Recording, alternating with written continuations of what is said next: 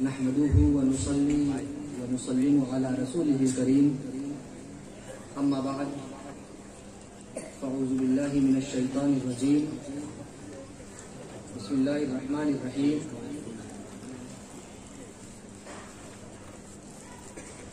ان الشيطان للانسان عدو مبين صدق الله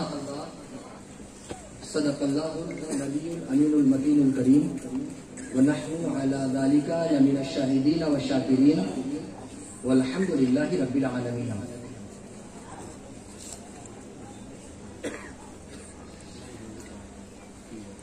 حاضرین محفل رسول،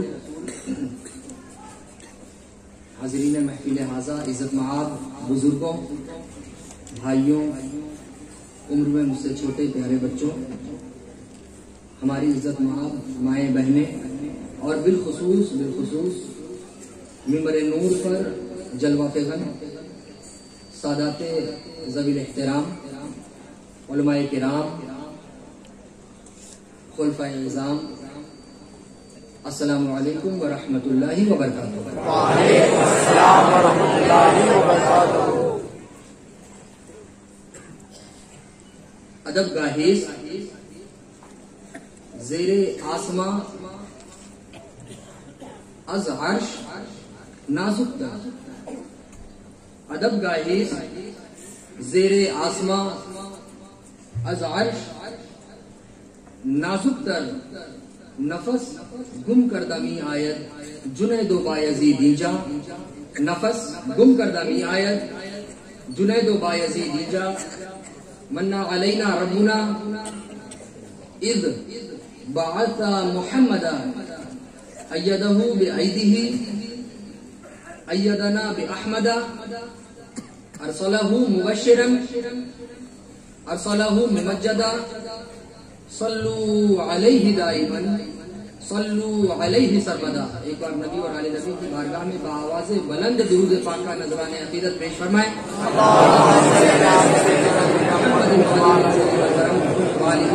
وسلم علیک یا رسول اللہ صلی اللہ تعالی علیہ وسلم.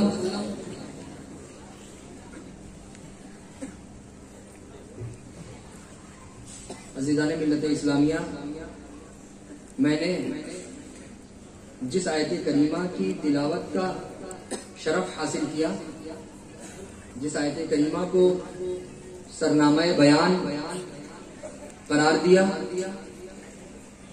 اس پر کچھ سمجھنے اور روشنی ڈالنے سے پہلے وہ تمام حضرات جنہوں نے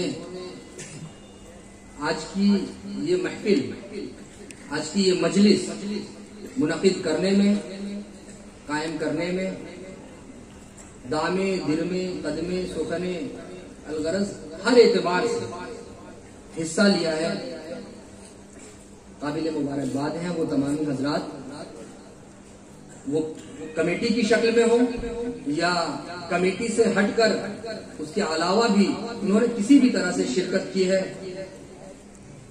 آج کی اس محفل کے انعقاد میں. اللہ رب العزت آپ سبھی کی ان تمام کوششوں کو قبول فرمائے، اور جس طرح آپ تمامی حضرات اپنی حاضری کے اعتبار سے اور منتظمین حضرات انتظامی اعتبار سے اس محفل کو گزشتہ ایک عرصہ دراز سے منعقد کرتے چلے آ رہے ہیں، مناتے چلے آ رہے ہیں.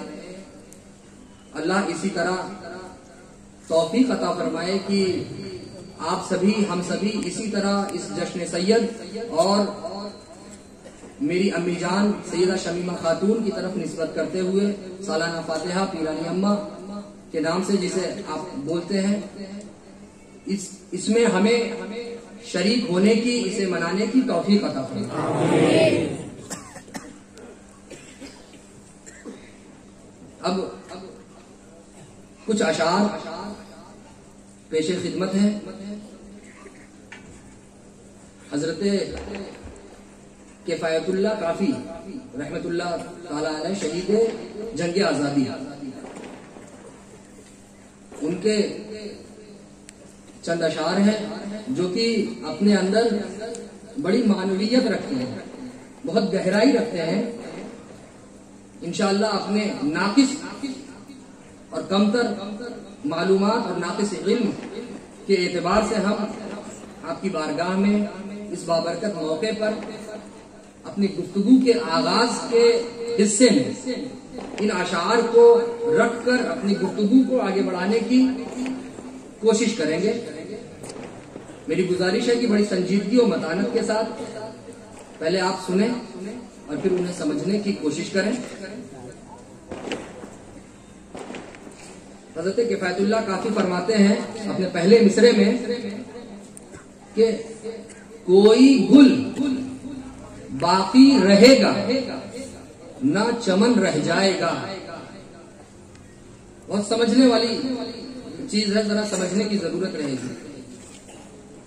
کوئی گل باقی رہے گا نہ چمن رہ جائے گا، کوئی گل باقی رہے گا نہ چمن رہ جائے گا، پر رسول اللہ کا دین حسن رہ جائے گا. پر رسول اللہ کا دین حسن رہ جائے گا. ادیان کی شکل میں، مذاہب کی شکل میں گلدستہ بن کر، یہاں گل سے مراد کوئی گل باقی رہے گا، مطلب اس وقت ہمارے گرد و نواح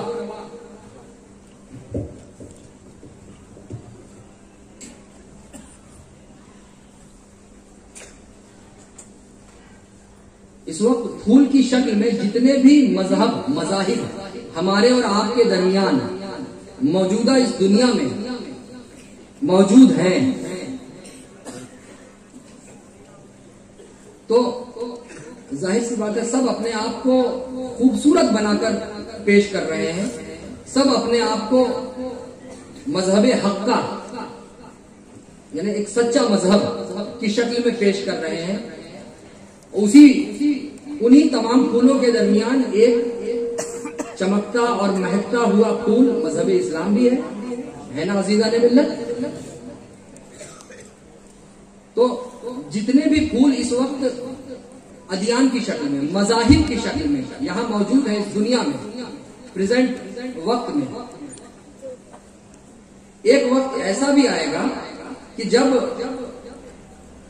ہم پر تو الحمدللہ آج بھی یہ واضح ہے، یہ ظاہر ہے کہ ان تمام پھولوں میں کون سا پھول صحیح معنی میں مہک رہا ہے، کون سا پھول مذہب کی شکل میں، مذہبی اعتبار سے جتنے پھول موجود ہیں اس میں کون سا پھول صحیح ہے، سچا ہے، حقیقی ہے، کون سا پھول. ہم تو آج بھی ہمارا اس پر ایمان ہے، ہمارا اس پر عقیدہ ہے، ہمیں تو معلوم ہے، لیکن بہت سے ایسے لوگ ہیں جو اس سے غافل ہیں، جو سمجھ نہیں پا رہے ہیں.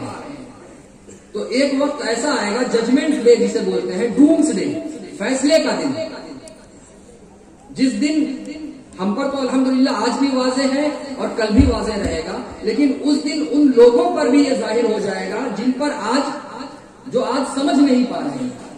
اس دن وہ لوگ بھی سمجھ جائیں گے کہ واقعی میں دنیا میں مذہب کے طور پر، مذہب کی شکل میں جتنے پھول چمک رہے ہیں، جتنے پھول کھلے ہوئے تھے، اس میں اس وقت کون سچا تھا اور آج وہ ان پر بھی ظاہر ہو جائے گا. تو اس شعر کے ذریعے یہی بتانا چاہ رہے ہیں کہ کوئی گل باقی رہے گا نہ چمن رہ جائے گا، پر رسول اللہ کا دین حسن رہ جائے گا.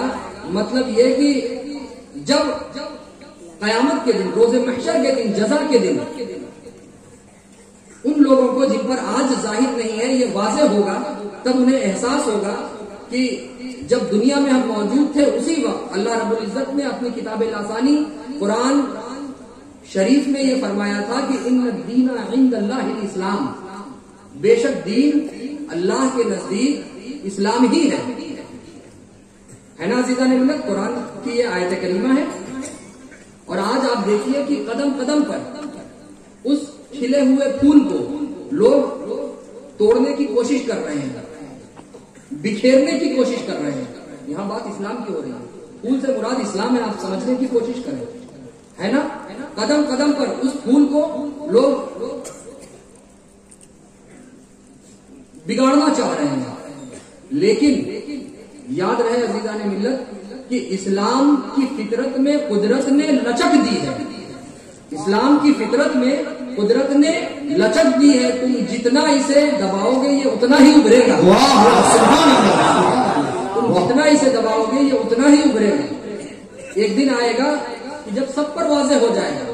ہم پر تو آج بھی واضح ہے اور کل بھی واضح رہے گا انشاءاللہ تعالی. تو پہلے مصرے سے ہم نے یہی سمجھنے کی کوشش کی, وہ یہ بتانا چاہ رہے ہیں کہ کوئی گل باقی رہے گا نہ چمن رہ جائے گا, پر رسول اللہ کا دین حسن رہ جائے گا. آگے فرماتے ہیں اطلس و کمخاب کی پوشاک پر نازا نہ ہو. اطلس و کمخاب کی پوشاک پر نازا نہ ہو, اس تنے بے جان پر خاکی کفن رہ جائے گا. اس تنے بے جان پر خاکی کفن رہ جائے گا. اطلس اور کمخاب یہ پہلے زمانے میں کپڑے کی دو قسم تھی اور بہت قیمتی قسم کے کپڑے ہوا کرتے تھے. ایک قسم کا نام اطلس تھا اور ایک کا نام کمخاب تھا. جس طرح آج کے دور میں ہمارے اس معاشرے اور ہمارے آج کے اس زمانے میں لینن کا کپڑا ہوتا ہے یا پولیسٹر ہوتا ہے یا اور جو بھی قیمتی قسم کا کپڑا ہوتا ہے, آپ جانتے بھی ہوں گے بہت سارے مہنگے مہنگے قیمتی قسم کے کپڑے آتے ہیں. تو ہر زمانے کے اعتبار سے الگ الگ کپڑوں کی نوعیت ہوا کرتی ہے. تو پہلے کے زمانے میں جو دو کپڑے تھے اطلس اور کمخاب, انہی کا ذکر حضرت کفایت اللہ کافی فرما رہے ہیں اپنے اس شعر میں کہ اطلس و کمخاب کی پوشاک پر, مطلب اگر کسی نے اطلس اور کمخاب جیسے قیمتی کپڑے پہن رکھے ہیں تو اسے پہن کر آپ فخر میں مبتلا مت ہو جائیے. آج انسان کا مزاج کیا ہے کہ اگر ذرا سا قیمتی کپڑا کوئی زیب کر لیتا ہے, پہن لیتا ہے تو سینہ ایک دم پھول جاتا ہے نا عزیزان ملت. کیا یہ اسلامی تعلیم ہے؟ کیا ہمارے نبی نے یہ سکھایا ہے کہ قیمتی اور اچھے کپڑے پہن کر آپ ایک دم گھمنڈ میں چور ہو جائیے, آپ کسی کو اب آگے اپنے سامنے کچھ بھی مت سمجھیے؟ کیا ہمارے نبی نے یہ تعلیم دی ہے؟ نہیں عزیزان ملت, ہے نا. تو کیا کہہ رہے ہیں کہ اطلس و کمخاب کی پوشاک پر نازا نہ ہو, اس تنے بے جان پر خاکی کفن رہ جائے گا. اس کو آگے ذرا میں اس طرح سمجھاؤں کہ سکندر بادشاہ آپ تو جانتے ہیں اس نے پوری دنیا پر, مطلب دنیا کے ایک زیادہ حصے پر اس نے حکومت کی. بولا جاتا ہے کہ پوری دنیا پر اس کی بادشاہت تھی, بولا جاتا ہے نا. تو جب اس کو یہ محسوس ہوا کہ اب میری زندگی کے زیادہ دن نہیں بچے ہیں تو اس نے اپنے گرد و نواح رہنے والے لوگوں سے, اپنے قریب رہنے والے لوگوں کو یہ وصیت کی کہ جب میں مر جاؤں, جب میرا انتقال ہو جائے اور جب مجھے کفن پہنایا جائے تو میرے کفن سے میرے دونوں ہاتھوں کو باہر کر دینا, میرے دونوں ہاتھ باہر نکال دینا. اب لوگ پریشان ہوئے کہ سکندر بادشاہ آپ ایسا کیوں کہہ رہے ہیں؟ انسان تو جب مرتا ہے تو اس کا کفن پہنایا جاتا ہے اور کفن کے اندر اس کے پورے جسم کو, اس کی پوری باڈی کو دفنا دیا جاتا ہے, سمادھی تک لے جایا جاتا ہے. لیکن آپ اپنے مرنے کے بعد کفن سے دونوں ہاتھوں کو نکالنے کا آپ وصیت کیوں کر رہے ہیں؟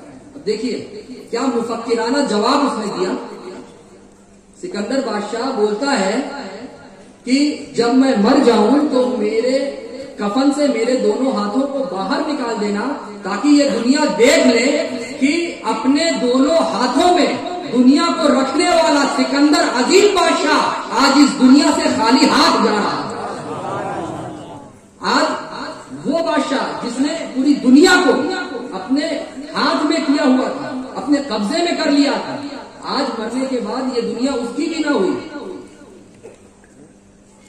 آج اس دنیا کو چھوڑ کر خالی ہاتھ جا رہا ہے. لوگ دیکھ لیں تو اس شعر سے ہمیں یہ پتا چلتا ہے عزیزان ملت، ہم کتنا بھی اس دنیا کے پیچھے بھاگیں، جب 4x6 کی اس 6x2 کی اس قبر میں ہم جائیں گے تو خالی ہاتھ جائیں گے. یہ مال، یہ دولت، یہ پراپرٹی، یہ جائیداد کسی کام آنے والی نہیں ہے. یہ سب ہم اسی دنیا میں چھوڑ کر جانے والے ہیں. آگے فرماتے ہیں نام شاہان جہاں مٹ جائیں گے لیکن یہاں، نام شاہان جہاں مٹ جائیں گے لیکن یہاں حشر تک نام و نشانے پنجتن رہ جائے گا. نام شاہان جہاں مٹ جائیں گے لیکن یہاں حشر تک نام و نشانے پنجتن رہ جائے گا. اب یہ دیکھیے نام شاہان جہاں مطلب اس دنیا کے جو پہلے جب بادشاہت ہوا کرتی تھی تو بادشاہ کا ایک ٹائم آف پیریڈ ہوتا تھا. بادشاہ کی بادشاہت کا ایک محدود زمانہ ہوا کرتا تھا، دور ہوا کرتا تھا، ایک وقت ہوا کرتا تھا. اپنے اسی وقت میں وہ اپنی بادشاہت کو جتنا عیش و عشرت سے گزار سکتا تھا گزارتا تھا. تو ایک طرف یہ بادشاہ ہے. اب اس کو مثال اس طرح دی جائے کہ ایک حضرت غریب نواز جو الحمدللہ ہندوستان کے بے تاج روحانیت کے بادشاہ کہے جاتے ہیں، ہم اور آپ جانتے ہیں حضرت معین الدین چشتی ہے نا عزیزان ملت. ایک طرف حضرت غریب نواز کا جو زمانہ تھا اسی وقت میں پرتھوی راج چوہان، یہ بھی راجستھان کا بہت مشہور و معروف بادشاہ تھا، میواڑ کا ہے نا. بہت اس کی بھی وسیع و عریض بادشاہت اس کی پھیلی ہوئی تھی دنیاوی اعتبار سے، پرتھوی راج چوہان کی. تو جو وقت ہمارے غریب نواز کا تھا وہی وقت اس پرتھوی راج چوہان کا بھی تھا. اور پرتھوی راج چوہان نے اپنی زندگی میں بہت عیش و عشرت کیا، جو بھی نام کمایا دنیاوی اعتبار کی ہم بات کر رہے ہیں، روحانیت کی نہیں، کمایا. اس کے بعد وہ چلا گیا. آج کا معاملہ کیا ہے کہ پرتھوی راج چوہان بادشاہ جو اپنے وقت کا بہت مشہور و معروف تھا، عیش و عشرت میں زندگی گزارتا تھا، اس کی سمادھی پر، اس کی قبر پر آج دھول کھا رہی ہے، دھول پڑی ہوئی ہے. اور دوسری طرف روحانیت کا بادشاہ، پنجتن کا نعرہ بلند کرنے والا وہ معین الدین، وہ غریب نواز، اس کا گنبد آج بھی نور سے چمک رہا ہے.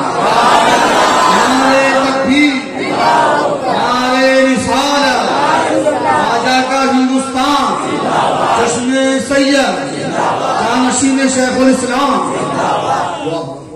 اسی طرح آپ دیکھیں اکبر بادشاہ اپنے وقت کا بہت مشہور و معروف بادشاہ تھا، ہر کوئی جانتا ہے.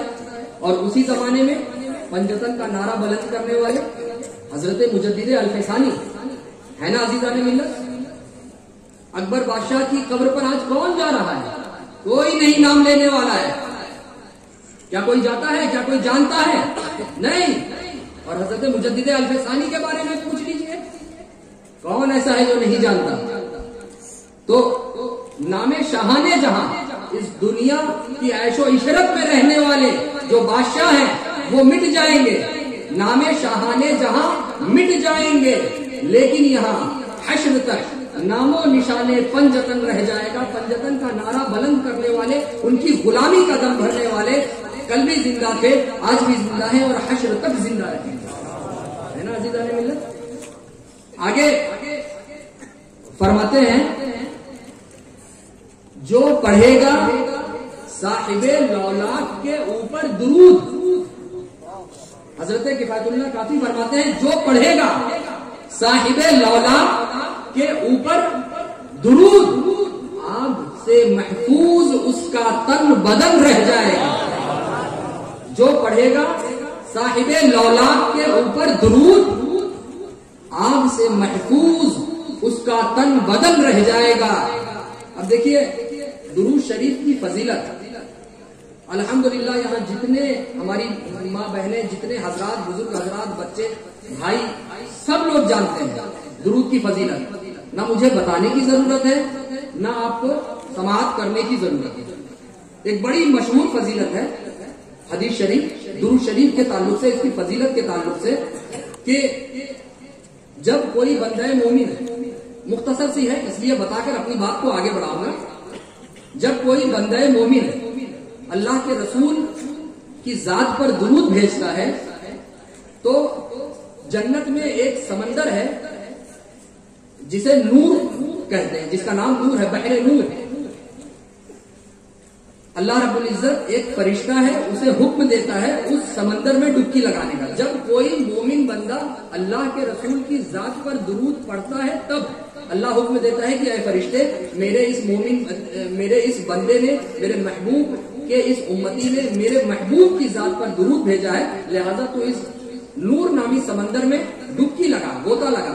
پھر وہ اللہ کے حکم سے وہ فرشتہ جب ڈبکی لگا کر باہر نکلتا ہے, اب پہلے آپ حدیث کو آگے بڑھنے سے پہلے وہ فرشتہ کتنا بڑا ہے یہ سمجھ لیجیے. یہ جو پوری دنیا ہے, آپ کا یہ بورسد نہیں, آپ کا یہ جو گجرات ہے وہ نہیں, آپ کا ہمارا جو ہندوستان ہے وہ نہیں, عزیزان اللہ, پوری دنیا, اس دنیا کا مشرق سے مغرب یعنی کہ پورب سے لے کر پشچم تک کی جو چوڑائی ہے, پوری دنیا کی بات ہو رہی ہے. آپ کے راجہ محلہ یا بورسد کی بات نہیں ہو رہی ہے, پوری دنیا کے پورب سے لے کر پشچم تک کی جو چوڑائی ہے نا, تو اب آپ سمجھ رہے ہو کہ کتنی زیادہ چوڑائی ہے. تو وہ فرشتہ اتنا بڑا ہے کہ جب وہ فرشتہ اپنے بازو کو, اپنی ونگز کو, اپنے پروں کو کھولتا ہے, اگر وہ کھول دے تو اس دنیا کی مشرق سے مغرب ڈھک جائے گا. اس دنیا کا پورب سے پشچم جو ہے, اگر وہ فرشتہ کھول دے اپنے پر کو تو اس دنیا کا پورب سے لے کر پشچم تک اس کے اندر ڈھک جائے گا, چھپ جائے گا, سما جائے گا. وہ اتنا بڑا فرشتہ ہے. اس سے آپ سمجھ گئے ہوں گے کتنا بڑا فرشتہ ہے. تو جب کوئی مومن بندہ اللہ کے رسول کی ذات پر درود بھیجتا ہے تو اللہ اس فرشتے کو حکم دیتا ہے کہ تو نور نامی سمندر میں ڈبکی لگا. پھر وہ فرشتہ ڈبکی لگا کر جب نکلتا ہے, پھر اپنے جب کوئی پانی میں جا کر نکلتا ہے تو ہے نا, کوئی پرندہ اگر پانی میں جا کر نکلے تو جب ہلتا ہے تو اس کے جسم سے پانی کے قطرات, پانی کے ڈراپس آف واٹر, پانی کی بوندیں ٹپکتی ہے نا, تو جب وہ فرشتہ, وہی فرشتہ ذہن میں رکھیے گا جس کی یعنی کہ جو اتنا بڑا ہے کہ اگر اپنے بازوؤں کو, اپنے پروں کو کھول دے تو اس دنیا کا پورب سے پشچم ڈھک جائے, وہ فرشتہ جب پانی میں ڈوب کر نکلتا ہے, اس بحر نور میں ڈبکی لگا کر نکلتا ہے اور اپنے پروں کو ہلاتا ہے, تو اس کے جسم سے نکلنے والے ہر قطرے کے بدلے اللہ رب العزت ایک فرشتہ پیدا کرتا ہے. اس کے جسم سے جتنے ہزاروں کروڑوں اربوں قطرے, اتنا بڑا فرشتہ جو پوری دنیا کے پورب سے پشچم کو ڈھانک لے, اتنا بڑا فرشتہ جب کسی پانی میں ڈوب کر نکلے اور اپنے جسم کو ہلائے گا تو اربوں پانی کی بوند اس کے جسم سے نکلے گی, ہے نا عزیزان ملت. تو جب وہ جتنے بھی پانی کی بوند ٹپکتی ہے, ہر بوند کے بدلے اللہ رب العزت اپنی قدرت سے ایک ایک فرشتہ پیدا فرماتا ہے, اور پیدا ہونے والے ہر فرشتے کو اللہ رب العزت یہ حکم عطا فرماتا ہے, یہ حکم دیتا ہے کہ اے فرشتوں, میرے فلاں بندے نے میرے محبوب کی ذات پر درود پڑھا, اس کے صدقے میں, اس کے عوض, اس کے بدلے میں نے تمہیں پیدا کیا ہے, لہذا اب تم تمام پیدا ہونے والے فرشتوں کی ذمہ داری یہ ہے کہ حشر تک, قیامت تک تم اس بندے کے حق میں مغفرت کی دعائیں کرتے رہو. یہ تو تھی درود کی فضیلت, ایک عام جو آپ اور ہم جانتے ہیں, ہے نا عزیزان ملت. یہ تو ہوا ایک بار درود پڑھنے کی فضیلت, ہے نا. اب دیکھیے کیا تھا وہ مصرع, کیا تھا کہ جو پڑھے گا صاحب لولاک کے اوپر درود, آگ سے محفوظ اس کا تن بدن رہ جائے گا. اب مختصر سی ایک حدیث میں آپ نے درود کی فضیلت سمجھی. اب ذرا آئیے ایک الگ انداز سے بھی ہم اپنی گفتگو کو آگے بڑھائیں کہ اللہ رب العزت نے ہمیں جن کاموں کا حکم دیا ہے اسے ہم اور آپ کیا بولتے ہیں؟ فرض, ہے نا. اللہ رب العزت نے کیا فرمایا؟ نماز پڑھو, نماز ہم پر فرض ہے نا. روزہ رکھو, عاقل بالغ پر روزہ, اور مجنون نہ ہو, مطلب دماغی اعتبار سے وہ کمزور نہ ہو, پریشان نہیں ہے, تو اس پر روزہ فرض ہے نا. اللہ نے فرمایا ہے. زکات دو, جو صاحب استطاعت ہے اس پر زکات دینا ادا کرنا فرض ہے نا. حج کرو جو اس لائق ہے کہ وہ حج کر سکتا ہے اس پر حج کرنا اپنی زندگی میں کم از کم ایک بار کیا ہے فرض ہے نا عزیزان ملت. تو یہ کیا یہ کون سی چیزیں ہیں؟ یہ وہ چیزیں ہیں جن کے کرنے کا خدا نے ہمیں حکم دیا ہے. نماز پڑھنا خدا نے حکم دیا, روزہ رکھنا خدا نے حکم دیا. اب اگر کوئی بندہ دل سے نماز پڑھ رہا ہے تو اس کے بدلے یہ جو دل سے اس نے نماز ادا کی, اس نے پڑھی, اس کے عوض اس کو بے شمار ثواب آتا ہوگا اللہ کی بارگاہ سے, بے شمار ثواب اسے ملے گا. لیکن اگر یہی عبادت یہی نماز وہ دکھاوے میں کر رہا ہے تو کل قیامت کے دن, کل روز محشر یہ دکھاوے کی نماز اس کے منہ پر مار دی جائے گی.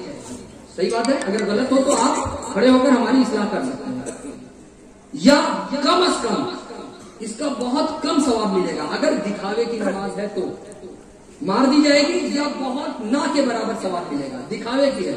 اگر کسی نے روزہ رکھا, دل سے آپ روزہ رکھ رہے ہیں, اللہ کے حکم کو مانتے ہوئے سچائی سے اگر آپ روزہ رکھ رہے ہیں, آپ کو اس کا بے شمار اجر اللہ کی بارگاہ سے ملے گا. اور اگر یہی روزہ دنیا والوں کو دکھانے کے اعتبار سے آپ رکھ رہے ہیں کہ دنیا والے دیکھیں کہ میں روزہ رکھ رہا ہوں تو مجھے کم از کم برا تو نہیں بولیں گے, دکھاوے میں آ کر, مطلب یہ ہے, تو کل قیامت کے دن یہ روزہ پھینک دیا جائے گا ہمارے اوپر. یا کم از کم, بہت کم از کم, تو اس کا نام برابر بہت کم درجے میں اس کا ثواب ملے گا, ہے نا. پتا کیا چلا کہ وہ چیز جنہیں کرنے کا خدا نے ہمیں حکم دیا ہے اس کو اگر ہم دل سے کرتے ہیں تو ہمیں بے شمار اس کا اجر ملتا ہے اللہ کی بارگاہ سے. اور اگر دکھاوے میں کرتے ہیں تو وہ ہمارے منہ پر مار دی جائے گی. لیکن قربان جاؤ میرے رسول کی ذات پر عزیزان ملت, درود جو اللہ نے رسول پر پڑھنے کا ہمیں حکم دیا ہے, وہ درود اگر تم دکھاوے سے پڑھو تو بھی قبول, اگر ایمانداری سے پڑھو تو بھی قبول. جس طرح بھی آپ رسول کی بارگاہ میں درود کا نذران عقیدت پیش کریں گے ہر طرح سے قبول ہے. اگر درود آپ نے سچائی سے ادا کیا, سچائی سے پڑھا, تب بھی وہ قبول کیا جائے گا. اور اگر یہی درود آپ دکھاوے میں پڑھ رہے ہیں تب بھی وہ اللہ اسے قبول فرمائے گا. اسے نماز اگر آپ نے دکھاوے میں کی قبول نہیں, لیکن درود آپ نے دکھاوے میں بھی پڑھا تو بھی قبول, اس کا پورا پورا اجر آپ کو ملے گا. روزہ آپ نے دکھاوے میں رکھا کوئی اجر نہیں, درود آقا کی ذات پر پورا اجر اسے آپ کو عطا ہوگا. تو عزیزان ملت, ہے نا, درود کی فضیلت. تو جب ہم درود پڑھیں گے تو کل قیامت کے دن ہمارا یہ جسم, ہم جہنم تو دور کی بات ہے, انشاءاللہ جنت میں ہوں گے, اور جب جہنم میں نہیں ہوں گے تو آگ سے ہمارا بدن محفوظ رہے گا, ہے نا. تو حضرت کفایت اللہ کافی اپنے اس مصرے کے ذریعے ہمیں یہی سمجھانا چاہ رہے ہیں کہ جو پڑھے گا صاحب لولاک کے اوپر درود, آگ سے محفوظ اس کا تن بدن رہ جائے گا, ہے نا. آگے آخری مصرع ہے, اس کے بعد ہم اپنی گفتگو کو آگے بڑھائیں گے. فرماتے ہیں سب فنا ہو جائیں گے کافی, یہ ان کا تخلص ہے حضرت کفایت اللہ کافی. سب فنا ہو جائیں گے کافی لیکن حشر تک, سب فنا ہو جائیں گے کافی لیکن حشر تک نعت حضرت کا زبانوں پر سخن رہ جائے گا. سب فنا ہو جائیں گے کافی لیکن حشر تک نعت حضرت کا زبانوں پر سخن رہ جائے گا. یہاں حضرت سے مراد آقا کی ذات ہے کہ جو بھی رانائیاں ہیں اس دنیا کی, جو بھی خوبصورتیاں ہیں, جائیداد, مال, دولت, احباب, رشتہ داریاں, ناطے داریاں, سب ختم ہو جائیں گے. نعت حضرت ہمارے پیارے آقا صلی اللہ علیہ, اگر کچھ باقی رہ جائے گا تو صرف اور صرف آقا کی خوبیاں, آقا کی ذات, آقا کی حمد و ثنا, یہی باقی رہ جائے گا. اس سے یہ بتانا چاہ رہے تھے. ایک بار نبی اور آل نبی کی بارگاہ میں بآواز بلند دوبارہ درود پاک کا نذرانہ عقیدت پیش فرمائیں.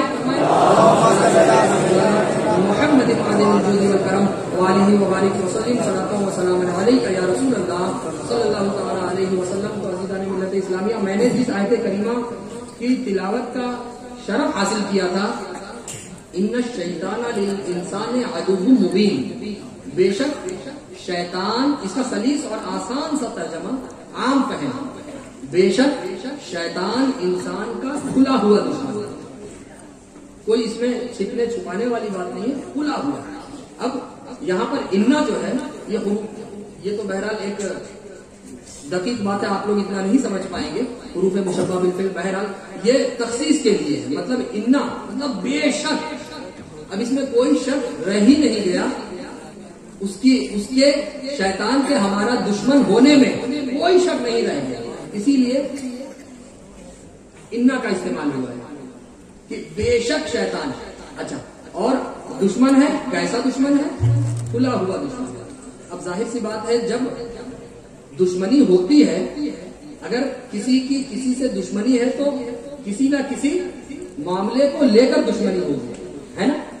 بنا کسی معاملے کے تو دشمنی ہوتی نہیں، مجھے اگر آپ سے کوئی پریشانی ہے یا آپ کو اگر مجھ سے کوئی پریشانی ہے تو کوئی تو وجہ ہوگی نا، بنا کسی وجہ کے تو مجھے آپ سے کوئی تکلیف نہیں ہوگی یا آپ کو مجھ سے کوئی تکلیف نہیں ہوگی، بیچ میں کوئی نہ کوئی وجہ ہوگی۔ تو آیت کریمہ میں اللہ رب العزت ارشاد فرما رہا ہے کہ شیطان انسان کا کھلا ہوا دشمن ہے، مطلب دشمن ہے، دشمنی ہے، کس چیز میں دشمنی ہے بھائی؟ اگر وہ ہمارا اور آپ کا دشمن ہے، ہم اشرف المخلوقات کا اگر دشمن ہے تو کس چیز میں دشمن ہے؟ تو عزیزان ملت، شیطان ہمارا اور آپ کا دشمن دین اور دنیا میں ہے۔ شیطان کو ہم سے اور آپ سے بیر، ہم سے اور آپ سے دشمنی کس چیز میں ہے؟ دین اور دنیا میں۔ مطلب کیا کہ وہ ہمیں دنیا میں الجھانا چاہتا ہے اور دین سے بھٹکانا چاہتا ہے۔ شیطان کو ہم سے اور آپ سے دین اور دنیا میں دشمنی ہے، کس طرح؟ دین سے بھٹکا کر اور دنیا میں الجھا کر، ٹھیک ہے؟ اب آئیے اپنی گفتگو کو ہم ایک حدیث کی روشنی میں آگے بڑھاتے ہیں۔ دین اور دنیا، اس کو آپ ذہن میں رکھیے گا، اور دشمنی کس کو ہے؟ شیطان کو ہے۔ کس سے ہے؟ ہم اللہ کے بندوں سے ہیں، ہم نبی کے امتیوں سے ہیں۔ کس سے ہے؟ ہم غوث و خواجہ کی غلامی کا دم بھرنے والوں سے ہے نا؟ کس چیز میں ہے؟ دین اور دنیا میں ہے، ٹھیک ہے؟ دنیا میں الجھا کر، دین سے بھٹکا کر۔ اللہ کے رسول کی بارگاہ میں ایک صحابی آئے اور انہوں نے عرض کیا، یا رسول اللہ، میں دین و دنیا سے متعلق کچھ سمجھنا چاہتا ہوں، دین و دنیا کی بہتری کو لے کر کچھ جاننا چاہتا ہوں۔ اللہ کے رسول نے فرمایا کہ پوچھو، جو پوچھنا چاہتے ہو۔ انہوں نے عرض کیا کہ یا رسول اللہ، میں چاہتا ہوں کہ میں سب سے زیادہ جاننے والا ہو جاؤں۔ کیا ہو جاؤں؟ میں چاہتا ہوں کہ میں سب سے زیادہ جاننے والا ہو جاؤں۔ اللہ کے رسول فرماتے ہیں کہ اگر تم سب سے زیادہ جاننے والے بننا چاہتے ہو تو اللہ سے ڈرتے رہو، اللہ سے ڈرتے رہو، تم سب سے زیادہ جاننے والے ہو جاؤ گے، ٹھیک ہے؟ اب قرآن کی طرف آپ توجہ کریں۔ اللہ رب العزت قرآن میں ارشاد فرماتا ہے، یا ایھا الذین آمنوا اتقوا اللہ، اے ایمان والو اللہ سے ڈرو، ٹھیک ہے؟ اب اسی کو حدیث کی روشنی میں سمجھنے کی کوشش کریں۔ حضرت عبداللہ بن مسعود رضی اللہ تعالی عنہ سے آقا دو جہاں صلی اللہ تعالی علیہ وسلم نے فرمایا کہ اگر تم مجھ سے ملنا چاہتے ہو، اگر تم مجھ سے ملنا چاہتے ہو تو میرے بعد اللہ سے ڈرتے رہنا۔ اب ملنا چاہتے ہو کا مطلب کیا کہ جب تک میری ظاہری زندگی ہے، اس کے بعد جب میں اس دنیا سے رخصت ہو جاؤں گا، ظاہری طور پر، جسم و جسمانیات کے اعتبار سے ظاہری طور پر جب میرا انتقال ہو جائے گا، جب میں چلا جاؤں گا، تو اگر تم روز محشر میرے ساتھ رہنا چاہتے ہو، مجھ سے ملنا چاہتے ہو، تو تم اللہ سے ڈرتے رہنا، تو انشاءاللہ کل روز محشر تم میرے ساتھ رہو گے، ٹھیک ہے عزیزان ملت؟ اب دیکھیے، اللہ سے ڈرنے کے اعتبار سے ایک واقعے کی شکل میں بڑا ایمان افروز واقعہ ہے، ایمان کو تازگی بخشنے والا واقعہ، جسے سن کر ہمارا اور آپ کا ایمان تازہ ہو جائے۔ ایک شخص تھا، بڑا نیک طبیعت شخص تھا، ایماندار، نیک، اچھی خصلت والا، اچھی عادت والا. لیکن اب ظاہر سی بات ہے، ابھی جس آیت کریمہ کا میں نے ذکر کیا کہ شیطان انسان کا کھلا ہوا دشمن ہے، ظاہر سی بات ہے شیطان وہ لوگ جو دنیا میں مبتلا ہیں ان پر وہ محنت نہیں کرتا. جو لوگ دنیا کو چھوڑ کر اپنی آخرت کی فکر کر رہے ہیں، قدم قدم پر شیطان ان کو ہی بہکانا چاہتا ہے. تو وہ ایسا ہی اللہ کا بندہ تھا. اب اس بندے پر اس کا تھوڑا سا اثر ہو گیا، اس شیطان کا تھوڑا جادو چل گیا. کیسے چلا کہ اس نے ایک بہت خوبصورت لڑکی کو دیکھا جسے دیکھ کر اس کی نیت، اس کا ایمان کمزور ہو گیا. اس لڑکی کو دیکھ کر، سچی بات ہے، یہ حقیقی بات ہے، ہماری کتابوں میں لکھی ہوئی بات ہے، یہ کوئی بنی بنائی بات نہیں ہے عزیزان ملت. تو جب اس نے اس خوبصورت لڑکی کو دیکھا، اس کے ایمان میں کمزوری آ گئی، اس کی نیت خراب ہو گئی.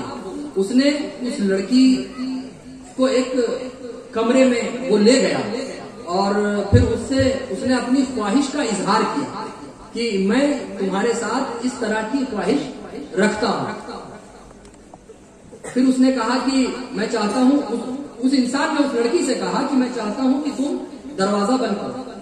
اب دیکھیے وہ لڑکی بھی دیکھیے کتنی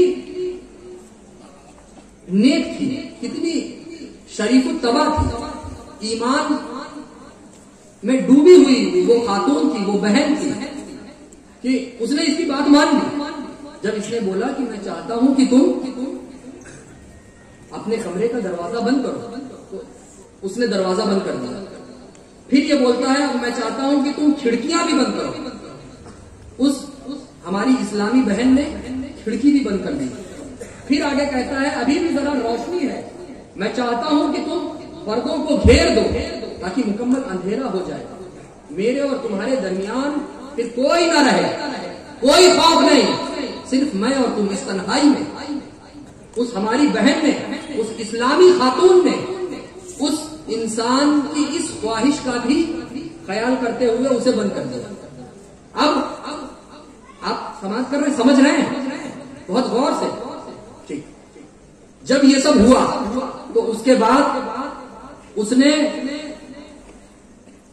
کہا کہ اب میں تمہارے قریب آنا چاہتا ہوں. اس انسان نے کہا، اس عورت نے اجازت دی، ٹھیک ہے آؤ. وہ قریب آیا. اب قریب آ کر اب یہ اس عورت کو چھونے ہی والا تھا کہ اس نے کہا رک جاؤ. اس ہماری بہن نے، اس اسلامی خاتون نے، نیک طبیعت والی، اسلامی افکار و نظریات میں، اسلامی تعلیم میں ڈوبی ہوئی اس ہماری بہن نے، اس ماں نے اس انسان سے کہا رک جاؤ. یہ رک بھی گیا. کہا تم نے مجھے کیوں روکا؟ میں اپنی خواہش پورا کرنا چاہتا ہوں. اس نے کہا تم اپنی خواہش پوری کرنا چاہتے ہو؟ کہا ہاں. تو کہا تم نے کمرہ بند کرنے کو کہا، میں نے بند کر دیا. دروازے تو تم نے بند کر دیے اور کروا بھی دیے مجھ سے. کھڑکیاں تم نے بند کروا دی، یہ پردے تم نے مجھ سے ڈھکا دیے.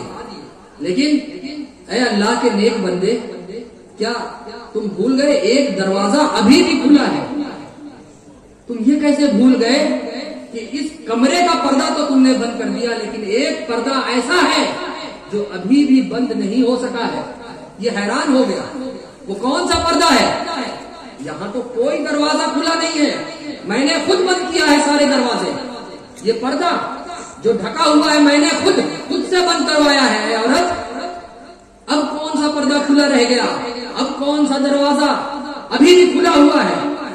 وہ اسلامی بہن، وہ ہماری ماں عرض کرتی ہے تیرے اور تیرے رب کے درمیان کا دروازہ، تیرے اور خدا کے درمیان کا دروازہ، یہ دنیاوی دروازہ تو نے اسے تو بند کر دیا. بہت آسانی سے تو نے اس پر سٹکنی لگا دی، بہت آسانی سے تو نے اس پردے کو گھیر دیا، بند کر دیا. لیکن تیرے اور خدا کے درمیان کا جو پردہ ہے، کیا وہ تو بند کرنے میں کامیاب ہو سکا؟ تو میرے ساتھ ابھی بھی یہ کرنا چاہتا ہے؟ دنیا میں ڈوب کر شیطان کے بہکاوے میں آ کر کے ابھی بھی تو اپنی غلط خواہشات کو میرے ساتھ پورا کرنا چاہتا ہے، بول میں تیار ہوں. اتنا سننا تھا کہ اس کی ایمانی غیرت جاگ گئی عزیزان ملت، اور اس کی آنکھ سے لگاتار آنسو بہنے لگے اور اس کی ایک چیخ نکلی، اللہ کا نام لیا، اور وہیں اس کا انتقال ہو گیا. دیکھیے یہ ہوتا ہے خوف خدا. کیا پوچھا تھا انہوں نے؟ میں چاہتا ہوں کہ میں سب سے زیادہ جاننے والا ہو جاؤں. اللہ کے رسول نے فرمایا کہ اللہ سے ڈرتے رہو، سب سے زیادہ جاننے والے ہو جاؤ گے، ہے نا عزیزان ملت. اسی طرح کا ایک اور واقعہ ہے. حضرت عبداللہ بن عمر بہت ہی جلیل القدر صحابہ میں سے صحابی ہیں. حضرت عبداللہ بن عمر رضی اللہ تعالی عنہ مدینہ شریف سے باہر اپنے شاگردوں کو لے کر، اپنے اعوان و انصار کو لے کر، اپنے اصحاب کو لے کر آپ سفر فرما رہے تھے مدینہ سے باہر. اب چونکہ آپ تو جانتے ہی ہیں پہلے زمانے میں ٹیکنالوجی کا اتنا چلن نہیں تھا، ٹیکنالوجی اتنی نہیں تھی، تو ایک جگہ سے دوسری جگہ جانے میں لوگ جو ہیں وہ یا تو اونٹ سے یا گھوڑوں سے یا قافلے کی شکل میں پیدل سفر کیا کرتے تھے، ہے نا، یا تو پیدل جاتے تھے قافلوں کی شکل میں، مطلب ایک گروہ بنا کر، ایک گروپ بنا کر. تاکہ گروپ کیوں بناتے تھے؟ جھنڈ سموہ میں ایک تعداد کے ساتھ اس لیے جاتے تھے کہ تاکہ ڈاکو وغیرہ لوٹنے کا کوئی اندیشہ نہ رہے، کوئی مسئلہ نہ ہو. یا گھوڑے سے سفر کرتے تھے یا اونٹ سے. تو حضرت عبداللہ بن عمر رضی اللہ تعالیٰ عنہ اپنے اعوان و انصار کے ساتھ اور اپنے کچھ شاگردوں کے ساتھ، اپنے تلامذہ کے ساتھ مدینہ شریف سے باہر سفر فرما رہے تھے. سفر کرتے کرتے آپ لوگ تھک گئے. تھک کر پھر آپ نے ایک پیڑ کے سائے میں پناہ لی تمام لوگوں نے، اور اس کے بعد آپ وہاں بیٹھ گئے. وہاں آپ نے کھانا کھایا، اور کھانا کھانے کے بعد پیڑ کا سایہ تھا، چونکہ گرمی کا موسم تھا، دھوپ کی تپش تھی اور پیڑ کا سایہ مل رہا تھا، لہذا آپ اور آپ کے شاگردوں نے اور اعوان و انصار نے وہاں، اصحاب نے وہاں آرام کی غرض سے اپنا ارادہ کر لیا، آرام کرنے لگے. کچھ دیر گزری کہ وہاں سے ایک چرواہا بکریوں کو لے کر گزرا. اب حضرت عبداللہ بن عمر رضی اللہ تعالی عنہ یہ دیکھ رہے تھے.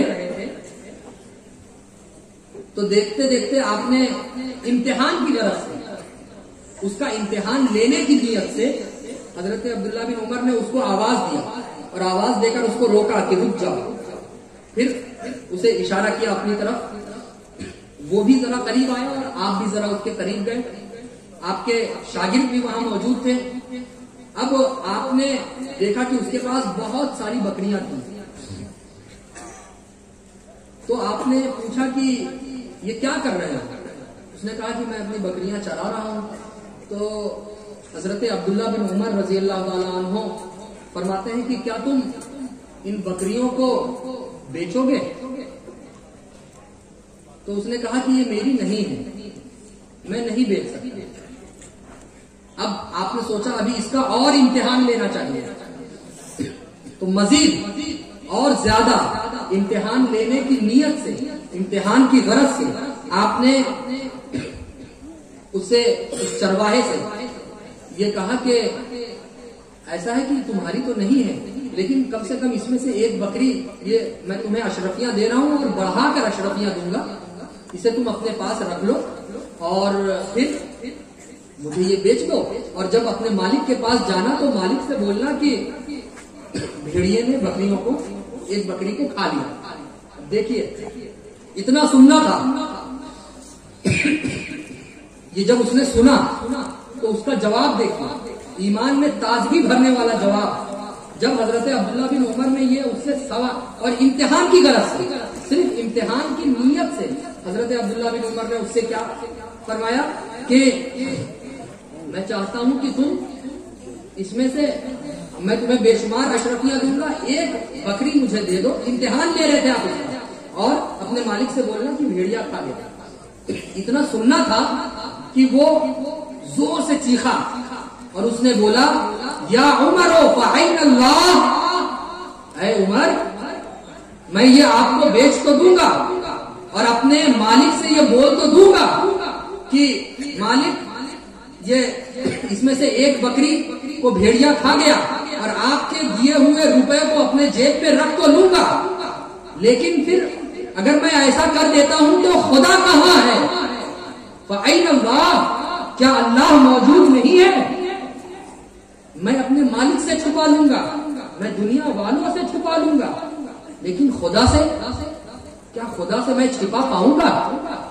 تو عزیزان ملت دیکھیے، یہ صحابہ کرام کا زمانہ تھا کہ خوف خدا سے ڈرنے کا انداز دیکھیے، اور ایک آج کا ہمارا اور آپ کا انداز ہے۔ ہمارا اور آپ کا کیا انداز ہے کہ ایک جو چوراہا ہوتا ہے، چوراہے پر مطلب شہروں میں جو سگنل ہوتا ہے، سگنل اس پر کیمرہ لگا ہوتا ہے، چوراہے پہ لگا ہوتا ہے نا عزیزان ملت، اور وہ جو کیمرہ ہوتا ہے ظاہر سی بات ہے اس میں ہر چیز ریکارڈ ہوتی رہتی ہے، اور آج تو ٹیکنالوجی اتنی بڑھ گئی ہے کہ اگر کسی نے لال لائٹ جل رہی ہے، کراسنگ میں 3 لائٹ ہوتی ہے نا، ایک ہوتی ہے لال، پھر پیلی، پھر ہری۔ ہری کا مطلب آپ جا سکتے ہیں، پیلی کا مطلب اب رک جائیے، اور لال کا مطلب ایک دم آگے مت بڑھیے، ہے نا۔ جب لال لائٹ جل رہی ہوتی ہے اور وہاں کیمرہ لگا ہوتا ہے، اور ہم اور آپ اگر دیکھتے ہیں گاڑی چلانے والا آج کا انسان اگر اسے دیکھتا ہے تو وہ رک جاتا ہے۔ مطلب کیا ہوتا ہے کہ بھائی اگر میں آگے بڑھوں گا تو میری گاڑی کا نمبر اس میں کیچ ہو جائے گا، اور میرے موبائل نمبر پر یا میرے گھر پر وہ جرمانہ روپے کی شکل میں آ جائے گا کہ آپ کو 1200 روپے، 1000 روپے، 500 روپے، 1500 روپے جو بھی بھرنے ہیں۔ ہوتا ہے نا ایسا شہروں میں، اگر آپ جائیں عزیزان ملت اور آپ دیکھیں تو ہوتا ہے۔ لیکن یہ جو کیمرہ ہے یہ کبھی چلتا ہے اور کبھی نہیں چلتا، ضروری نہیں، کئی جگہ ایسا ہوا ہے کہ کیمرہ لگا رہتا ہے لیکن وہ چالو نہیں ہوتا، اس کے باوجود بھی انسان اس کی فکر کرتا ہے، اس کا خیال کرتا ہے کہ بھائی اگر میں نے اس کا پالن نہیں کیا، اگر قانون کو میں نے توڑا تو مجھے جرمانہ بھرنا پڑے گا۔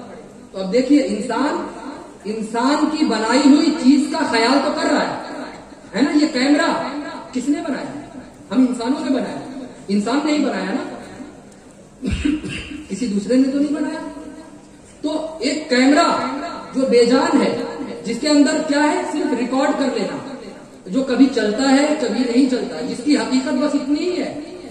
ہمیں اور آپ کو آج کے ہم گناہوں میں ڈوبے ہوئے انسانوں کو اس کیمرے کی فکر ہے عزیزان ملت کہ وہ ہمیں دیکھ رہا ہے، ہم اس کا قانون نہیں توڑ سکتے، اس میں ریکارڈ ہو جائے گا، لیکن وہ ذات جو ہمیشہ ہمیں دیکھ رہی ہے، وہ خدا جو کبھی ہم سے غافل نہیں ہے، کیا ہمیں اس کی فکر ہوئی کبھی؟ بند کمرے میں ہم گناہ کرتے ہیں، اکیلے رہتے ہیں تو ہم سوچتے ہیں کہ کوئی نہیں دیکھ رہا۔ عزیزان ملت کیا اتنا کمزور ہمارا ایمان ہو گیا ہے؟ کیا یہی ہم خدا کے بندے ہیں؟ کیا ہم اس زبان سے اپنے آپ کو نبی کا امتی کہنے کے لائق ہیں؟ اگر کسی سے پوچھا جائے آپ کس کے غلام ہو، یہاں کوئی بھی ایسا نہیں ہے جو یہ نہ بولے کہ میں غوث و خواجہ کا غلام ہوں، سب یہی بولیں گے، ہے نا۔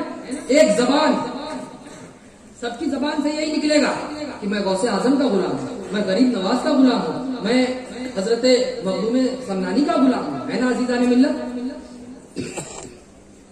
تو انسان اپنی بنائی ہوئی چیز سے ڈر رہا ہے، انسان کو انسان کی فکر ہے، انسان کو انسان کا خیال ہے، لیکن انسان کو اپنے بنانے والے کا خیال نہیں ہے کہ ہمیں بھی کسی نے بنایا ہے، اور ہم نے جس کیمرے کو بنایا ہے وہ کیمرہ تو کبھی چلتا ہے اور کبھی نہیں بھی چلتا، کبھی صحیح ہوتا ہے کبھی خراب، لیکن جس نے ہمیں بنایا ہے اس کی نگاہ کبھی خراب نہیں ہوتی، اس کی نگاہ ہم سے اور آپ سے کبھی اوجھل نہیں ہوتی، ہمیشہ وہ ہمیں دیکھتا ہے، لیکن ہمیں اس کی فکر نہیں ہے عزیزان اللہ۔ کیوں؟ کیونکہ خوف خدا کا جو معیار، جو انداز صحابہ کرام کے اندر تھا، جو انداز اللہ کے ولیوں کے اندر تھا، ان کے درمیان تھا، آج وہ انداز، وہ معیار ہمارے اور آپ کے درمیان نہیں ہے عزیزان۔ جو انداز، جس انداز سے خدا کا خوف اللہ کے رسول کے صحابی کرتے تھے، جس انداز سے خدا کا خوف اللہ کے اولیاء کرام کرتے تھے، آج کیا ہم اور آپ اس انداز سے خوف کر رہے ہیں خدا کا؟ کیا ہمیں اور آپ کو اکیلے ہوتے ہیں تو کون کون سا گناہ ہم نہیں کرتے؟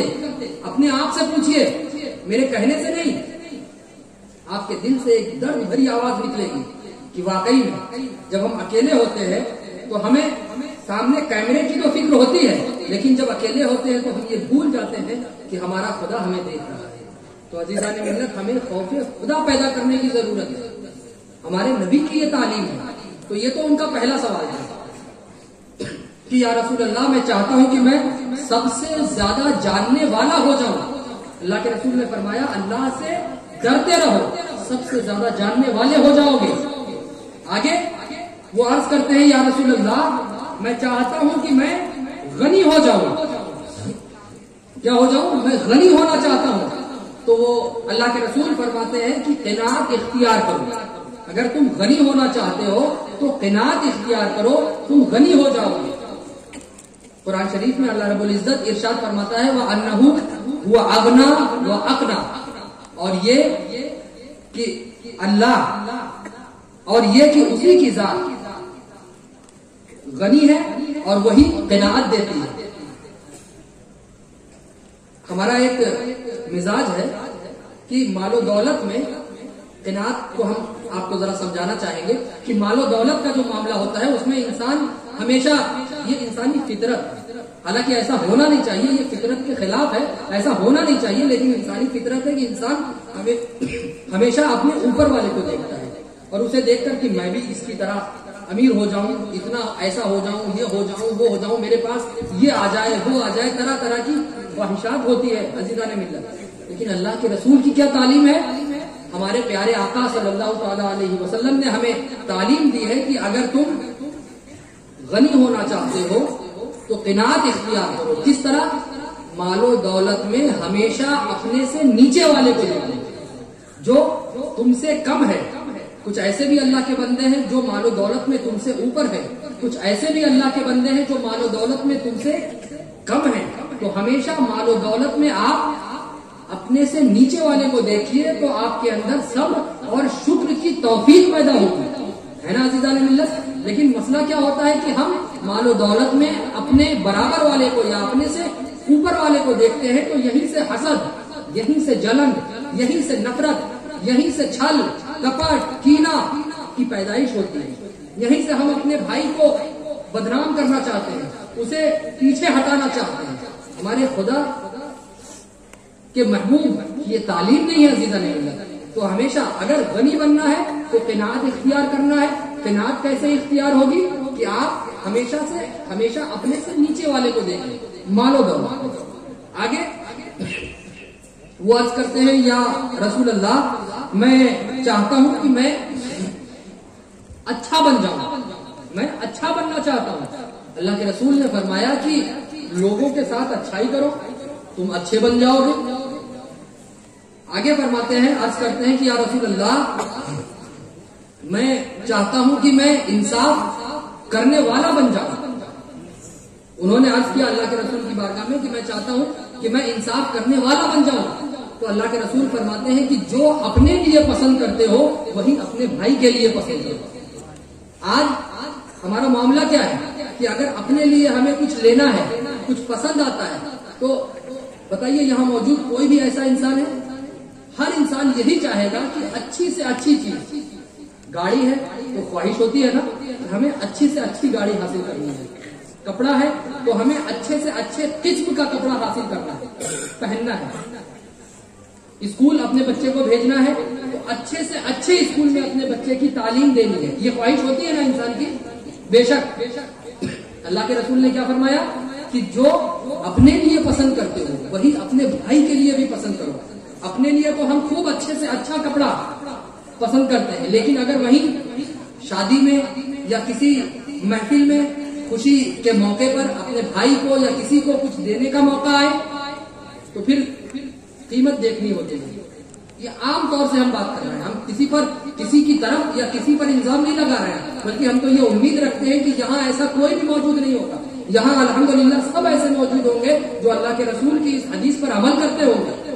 ہم تو آپ سے یہ حسن ظن رکھتے ہیں، لیکن عام طور سے اس دنیا میں عزیزان ملت جو ہو رہا ہے اس کی بات کر رہا ہے کہ جہاں اپنے لیے بات ہوتی ہے تو انسان اچھے سے اچھی کوالٹی کی خواہش رکھتا ہے، اور جہاں دوسرے کی بات آتی ہے اب وہیں پر انسان پھر تمیز کرنے لگتا ہے، وہیں پر انسان پھر فرق پیدا کرنا شروع کر دیتا ہے. یہ ہو رہا ہے کہ نہیں آپ اپنے آپ سے پوچھیے، ہے نا؟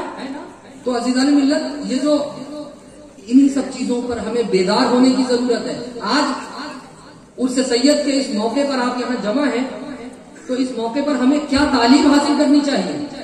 ہمیں یہ تعلیم حاصل کرنی چاہیے کہ ہمیں ہر وقت خدا سے ڈرنا چاہیے، ہمیں قناعت اختیار کرنی چاہیے.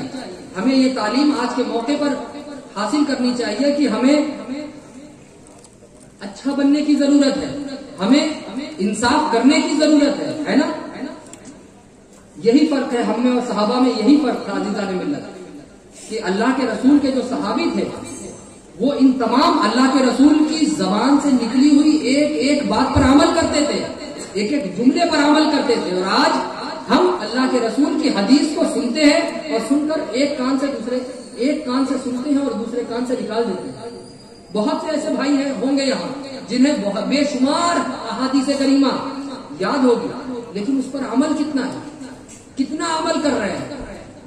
تو کبھی کیا ہم نے یہ سوچنے کی کوشش کی کہ آخر ایسا کیوں ہو رہا ہے، اس کی وجہ کیا ہے؟ کیوں آج ہمیں پتا ہے کہ اچھائی کرو اللہ کے رسول کی تعلیم ہے، قناعت اختیار کرو اللہ کے رسول کی تعلیم ہے نا؟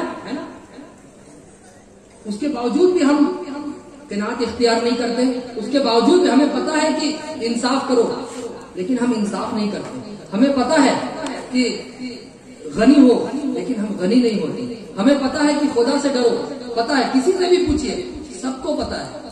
لیکن اگر ڈرنے کی بات آئے تو معاملہ ذرا الگ ہوتا ہے. اس کی وجہ کیا ہے، کیوں ایسا ہو رہا ہے؟ اس کی وجہ یہ ہے کہ ہمارا اعتماد، ہمارا بھروسہ جس طرح صحابہ کرام کا بھروسہ تھا، جس طرح اللہ والوں کا بھروسہ تھا، ویسا ہمارا اور آپ کا بھروسہ نہیں رہ گیا ہے. اللہ کے رسول کے صحابہ کرام کا بھروسہ، توکل علی اللہ، صحابہ کرام کا جتنا مضبوط تھا آج ہمارا اور آپ کا توکل اللہ کی ذات پر اتنا مضبوط نہیں ہے. اللہ والوں کا، غوث اعظم کا، غریب نواز کا، اللہ کے نیک بندوں کا، حضور محدث اعظم ہند کا جو بھروسہ اللہ اور اس کے رسول کی ذات پر تھا، اگر ہم اپنے اندر جھانک کر دیکھیں تو وہ بھروسہ، اسی بھروسے کی کمی ہے عزیزان اللہ. توکل کی توکل کا جو معیار، جو لیول، جو انداز ان کا تھا اللہ کے نیک بندوں کا ہوا کرتا تھا، آج ہمارے اور آپ کے اندر توکل کا، اللہ پر بھروسہ، اللہ پر یقین، اللہ پر اعتماد، اللہ پر توکل کا وہ لیول، وہ انداز، وہ معیار نہیں رہ گیا. اللہ رب العزت ارشاد فرماتا ہے قرآن شریف میں، قرآن پاک میں، وَمَن يَتَوَكَّلْ عَلَى اللَّهِ فَهُوَ حَسْبُهُ، جو اللہ پر بھروسہ کرتا ہے تو اللہ اس کے لیے کافی ہے. ایک حدیث شریف ہے کہ اگر تم خدا پر بھروسہ کرتے ہو اس طرح سے جس طرح اس پر بھروسہ کرنے کا حق ہے، اگر تم خدا پر بھروسہ کرتے ہو اس طرح سے جس طرح اس پر بھروسہ کرنے کا حق ہے تو خدا تمہیں رزق عطا فرمائے گا اس طرح سے جس طرح اللہ پرندوں کو رزق عطا فرماتا ہے. بے شک آسمان میں اڑنے والے پرندوں کو رزق عطا فرماتا ہے جس طرح اللہ اس طرح رزق عطا فرمائے گا. کیسے؟ آگے حدیث میں آگے ہے کہ یہ پرندے اللہ پر بھروسہ کر کے صبح میں خالی پیٹ اپنے گھر سے نکلتے ہیں.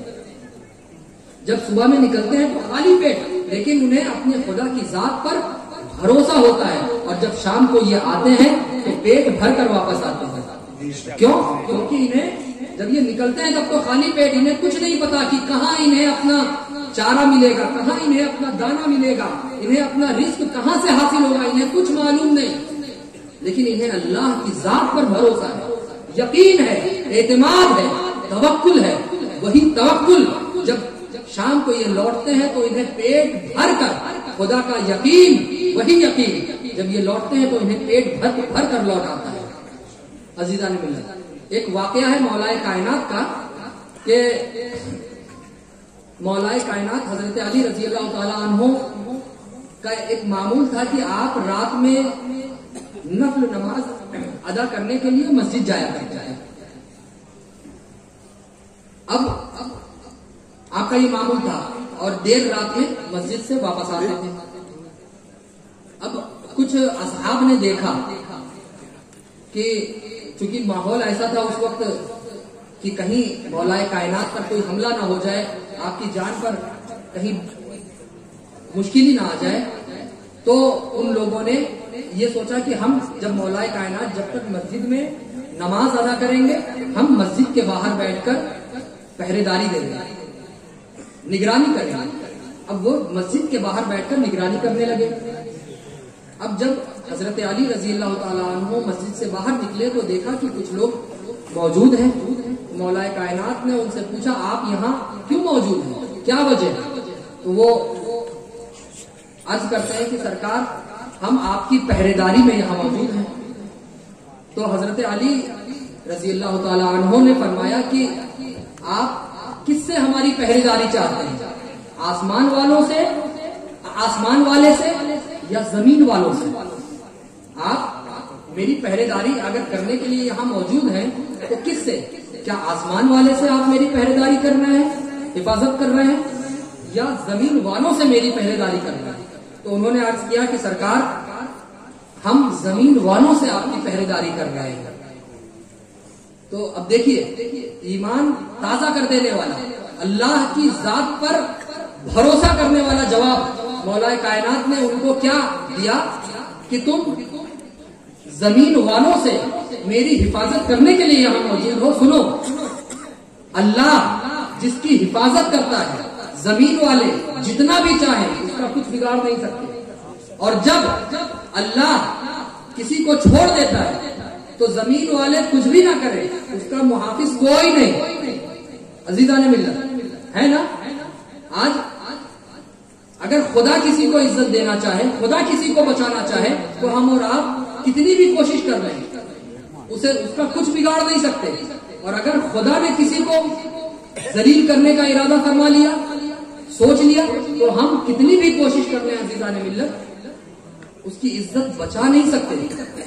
اسی طرح سے ایک اور واقعہ ہے حضرت علی رضی اللہ تعالیٰ عنہ کا، اسی بھروسے پر، اسی توکل پر کہ دو لوگ حضرت علی رضی اللہ تعالیٰ عنہ کی بارگاہ میں آئے اور انہوں نے عرض کیا کہ سرکار ہمارا آپس میں کچھ جھگڑے کا معاملہ ہے. تو سرکار نے ان کا فیصلہ کرنا شروع کیا. اب جہاں پر حضرت علی فیصلہ کر رہے تھے وہ ایک دیوار تھی، اسی دیوار کے سائے میں بیٹھ کر وہ دونوں حضرات اور مولا کائنات وہاں بیٹھے ہوئے تھے اور بیٹھ کر فیصلہ کر رہے تھے. اب ایک انسان دوڑتا ہوا آیا اور اس نے عرض کیا سرکار یہ دیوار گرنے والی ہے. مولا کائنات نے سنا اور کہا تم جاؤ، خدا ہے، تمہارے بتانے کی ضرورت نہیں، خدا ہے، آپ وہیں بیٹھے رہے. آپ نے ان لوگوں کا معاملہ سنا، ان کا فیصلہ کیا، وہاں سے اٹھ کر چلے گئے، اس کے بعد وہ دیوار کے لیے. آپ یہ دیکھیے، یہ ہوتا ہے اللہ کی ذات پر توکل، اللہ کی ذات پر بھروسہ. تو عزیزان ملت، اللہ کی ذات پر توکل اور بھروسے کا جو انداز صحابہ کرام کا تھا، اللہ کی ذات پر توکل اور بھروسے کا جو انداز اولیاء کرام کا تھا، آج وہ ہمارا نہیں. ہمارا جو انداز صحابہ کا ہم نے دیکھا، جو انداز ہمیں اپنانا چاہیے تھا، نہ خدا کی ذات پر وہ ہمارا بھروسے کا وہ انداز ہے، نہ اللہ کے رسول کی ذات پر ہمیں جس انداز کا بھروسہ ہونا چاہیے وہ معیار نہیں ہے بھروسے کا. اللہ والوں کی ذات پر بھروسے کا جو معیار ہونا چاہیے وہ معیار ہمارے اندر نہیں دکھتا. اپنے پیر کی ذات پر بھروسے کا جو انداز، جو معیار، جو لیول ہونا چاہیے، اگر آپ دیکھیں تو آج وہ دیکھنے کو نہیں ملتا. اب جشن سید کی مناسبت سے اپنی بات کو آگے بڑھاتے ہوئے میں ایک اور واقعہ عرض کروں. میرے دادا جان حضور محدث اعظم ہند کا واقعہ کہ ایک بار آپ بہرائچ سے نان پارا تشریف لے جا رہے تھے ٹرین کے ذریعے, اور ٹرین میں آپ کے پاس تعویذ رکھی ہوئی تھی حضور محدث اعظم ہند کے پاس. بہت سے لوگ تعویذ لینے کے لیے آئے اور انہوں نے حضور نے تعویذ دینا شروع کیا. اب تعویذ دیتے دیتے تعویذ ختم ہو گیا اور لوگ ابھی بھی موجود تھے, تعویذ لینے والے لوگ ابھی بھی موجود تھے. تو اب ان کی خواہش تھی, اب سفر میں تو نہ کوئی اس وقت موجودہ وقت پر حضرت کے پاس کوئی قلم بھی نہیں تھی, اور تعویذ لکھنے کا جو سادہ کاغذ ہوتا ہے بلینک پیپر وہ بھی موجود نہیں تھا. وہاں پر آپ نے دیکھا کہ ایک انگریزی کا اخبار رکھا ہوا, انگریزی کا نیوز پیپر رکھا ہوا تھا. آپ نے اسے پھاڑ پھاڑ کر تعویذ کی شکل بنا بنا کر اسے دینا شروع کر دیا. لوگوں نے لینا بھی شروع کر دیا. وہاں پر جو بچے ہوئے لوگ تھے اس میں 4-5 لوگوں میں سے ایک انسان ایسا تھا جس نے کہا کہ سرکار میں یہ تعویذ نہیں لوں گا, دوسروں کو تو آپ نے لکھا ہوا تعویذ دیا ہے اور مجھے آپ یہ انگریزی کا نیوز پیپر اس کو پھاڑ کر آپ تعویذ بنا کر مجھے دے رہے ہیں. سرکار میں یہ تعویذ نہیں لوں گا, میں تو وہی تعویذ لوں گا, آپ لکھ کر مجھے دیجیے. سرکار نے کہا, حضور محدث اعظم ہند فرماتے ہیں ٹھیک ہے, جب تمہیں لکھا ہوا تعویذ چاہیے تو میں تمہیں وہی دوں گا, ذرا انتظار کرو. تو جتنے لوگ تھے اور انہیں وہی نیوز پیپر کو پھاڑ پھاڑ کر دے دیا. اب یہ اکیلا بچا, اس نے ضد پکڑ لیا تھا کہ مجھے تو وہی تعویذ چاہیے. بہرحال حضور محدث اعظم ہند نے کہیں نہ کہیں سے انتظام کیا اور انتظام کر کے آپ نے اس کو وہ تعویذ دیا. اس کے بعد اسی انسان نے میرے ابو جان حضور شیخ الاسلام والمسلمین کی بارگاہ میں عرض کیا کہ سرکار ایک ایسا واقعہ, جو واقعہ ابھی میں نے عرض کیا آپ سے, پورا واقعہ اس نے حضور شیخ الاسلام کو بتایا اور کہا کہ حضرت جتنے بھی لوگ تھے جنہیں حضرت نے, میرے ساتھ کے جتنے لوگ تھے جنہیں حضور محدث اعظم ہند نے انگریزی کے پیپر کو پھاڑ پھاڑ کر تعویذ بنا کر دیا تھا, سب کا کام ہو گیا, میرا ہی کام نہیں ہوا. تو جبکہ میں نے حضرت سے عرض کیا کہ سرکار مجھے یہ انگریزی کا پیپر نہیں چاہیے, مجھے آپ باقاعدہ تعویذ بنا کر لکھ کر دیجیے, اور حضرت نے مجھے تعویذ بنا کر دیا اور میرا کام نہیں ہوا. تو پھر یہ جو صاحب تھے یہ حضور محدث اعظم ہند کے پاس گئے, کیونکہ یہ واقعہ انہوں نے بعد میں حضور شیخ الاسلام کو بتایا تھا. تو جب ان کا کام نہیں ہوا اور یہ دوبارہ حضور محدث اعظم ہند کے پاس گئے اور انہوں نے عرض کیا کہ سرکار اس وقت آپ نے انگریزی کا نیوز پیپر پھاڑ پھاڑ کر جتنے لوگوں کو دیا تھا سب کا کام ہو گیا, میرا کام نہیں ہوا. تو سرکار جواب دیتے ہیں کہ ان کا بھروسہ دینے والے پر تھا, لیکن تو نے دینے والے پر بھروسہ نہیں کیا, تو نے اس لکھے ہوئے پر بھروسہ کیا. اگر تو نے میری ذات پر بھروسہ کیا ہوتا تو آج تیرا بھی کام ہو جاتا. نعرے تکبیر, نعرے رسالت, فیضان حضور محدث اعظم, فیضان حضور شیخ الاسلام.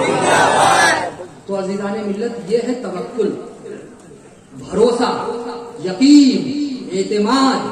ہمیں اللہ اور اس کے رسول کی ذات پر اس طرح سے اعتماد اور توکل کرنا چاہیے جس طرح اللہ کے رسول کے صحابہ کو تھا. ہمیں اللہ اور اس کے رسول کی ذات پر اس طرح یقین اور بھروسہ کرنا چاہیے جس طرح اللہ کے نیک بندے یعنی اولیاء کرام کو ہوا کرتا تھا. ہمیں خدا اور اس کے رسول کی ذات پر اس طرح یقین اور اعتماد کرنا چاہیے جس طرح اللہ کے نیک بندوں کو ہوا کرتا ہے. لیکن افسوس کی بات ہے کہ آج نہ ہمیں اللہ اور اس کے رسول کی ذات پر ویسا اعتماد اور بھروسہ رہا, نہ اللہ کے نیک. اسی لیے دیکھیے آج ہم اللہ کے نیک بندوں کی بارگاہ میں جاتے ہیں اور ان پر تو سب کچھ ظاہر ہوتا ہے نا عزیزان ملت. غوث اعظم کی بارگاہ میں ہم جاتے ہیں, غریب نواز کی بارگاہ میں ہم جاتے ہیں, حضرت سعد اللہ سرکار کی بارگاہ میں ہم جاتے ہیں, ان پر تو سب کچھ ظاہر ہے, وہ تو سب کچھ دیکھ رہے ہیں کہ ہم کس بھروسے کے ساتھ آئے ہیں, کس توکل, ہمارا توکل کا معیار کیا ہے, انداز کیا ہے, ان پر تو سب ظاہر ہے. اللہ کے فضل و کرم سے وہ سب جانتے ہیں. تو ہمیں آج کی اس محفل میں آج کا یہ اسٹیج، آج کا یہ منبر ہمیں اور آپ کو یہ پیغام دے رہا ہے کہ ہمیں خدا اور اس کے رسول کی ذات پر مکمل اعتماد و بھروسہ کرنا چاہیے۔ اللہ کی بارگاہ میں یہ دعا ہے کہ اللہ رب العزت ہمیں اپنے اور اپنے رسول کی ذات پر اسی طرح بھروسہ کرنے کی توفیق عطا فرمائے جس طرح اس نے اپنے رسول کے صحابہ کو بھروسہ کی توفیق عطا فرمائی۔ اللہ ہمیں اپنے اوپر اسی طرح بھروسے کی توفیق عطا فرمائے جس طرح اس نے اولیاء کرام کو اپنے اوپر بھروسہ کرنے کی توفیق عطا فرمائی۔ وآخر دعوانا ان الحمدللہ رب العالمین۔ السلام علیکم ورحمۃ اللہ وبرکاتہ۔ اور اس کے تعلق سے جو